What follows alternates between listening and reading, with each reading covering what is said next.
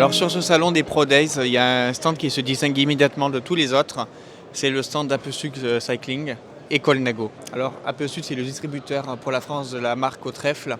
Et ils sont venus avec une artillerie assez lourde et conséquente, avec toute une série de vélos Colnago C. Donc on commence par le C40, le C40 de la Mapei, qui est sorti au début des années 90. Et ici une version assez spéciale, très très beau coloris. Voilà, donc avec son groupe Shimano Dura-Ace, à l'époque on était encore en 9 vitesses. Alors pour la petite histoire, le C40 c'est le premier cadre carbone sur Paris-Roubaix. C'est le premier cadre carbone à gagner Paris-Roubaix. Et puis c'était aussi le premier vélo Colnago à avoir la fourche droite, la fameuse fourche Star Carbone, qui avait été étudiée à l'époque conjointement par Ernesto Colnago et Enzo Ferrari. C'était encore dans les années 80. Ensuite, on a le C50 pour les 50 ans de Colnago. Donc un vélo qui est sorti 10 ans après le C40.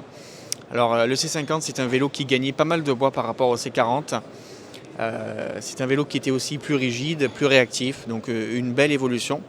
Et celui-ci, c'est un C50 de deuxième version puisqu'il a les bases, comme vous le voyez ici, qui sont ajourées.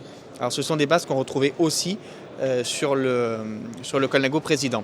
Vous remarquerez le montage avec le pédalier Campagnolo Record, première version. Campagnolo Record carbone, première version.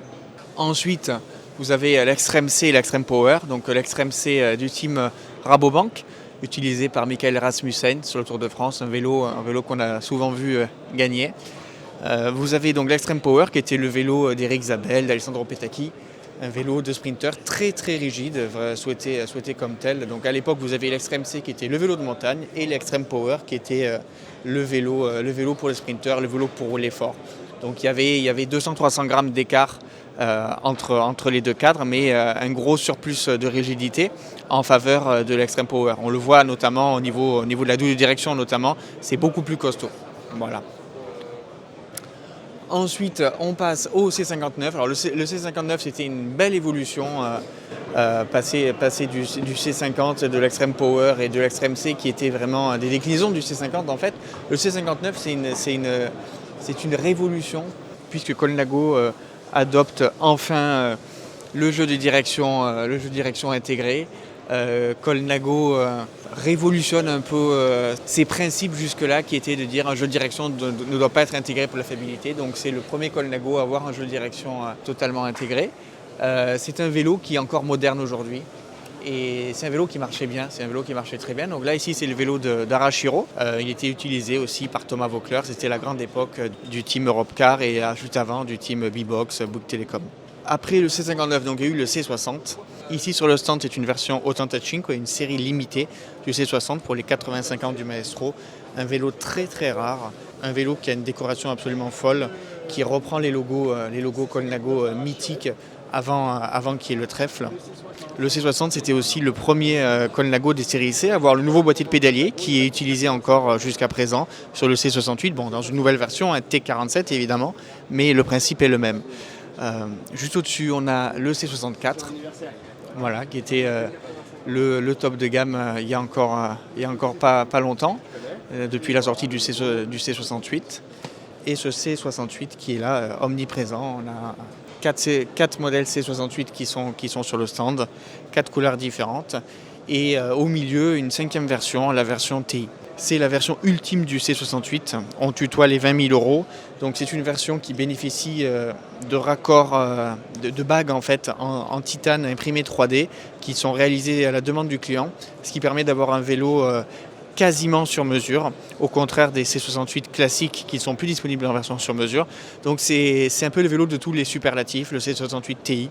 Voilà, et c'est un vélo qui sera limité en termes de fabrication à 200 exemplaires par an. Donc c'est un vélo qui vraiment est très très rare. Donc si vous n'avez pas vu la vidéo du C68, la vidéo d'essai, on vous met le lien en haut à droite. Alors il y a aussi d'autres modèles sur le stand, il y a le V3 RS, il y a le V3, il y a le G3X, le tout dernier gravel de la marque. Voilà. Un stand assez sympa avec un beau panorama de vélo Colnago. Et puis c'est aussi bon de rappeler que Colnago se sert de son patrimoine qui est très riche pour asseoir son image, mais regarde aussi vers l'avant, notamment avec le G3X ou avec le récent C68, des vélos qui oublient un peu les préceptes du passé et qui sont évidemment tournés vers l'avenir. Alors chez Apple Sud, il n'y a pas que Colnago, puisque la marque distribue aussi par exemple les chaussettes Rafale, tout ce qui est composants, outils, pompes, lésine. Alors lésine, c'est des pompes assez fantastiques, ultra précises, des pompes qui durent toute une vie. Toute une série d'outils pour se dépanner et surtout les casques. Alors, les casques, on ne vous les présente plus. La marque italienne est un peu partout dans le peloton. Voilà. Donc de beaux produits chez AP Sud. Évidemment, il y a aussi les selles Prologo et les vêtements Gobic.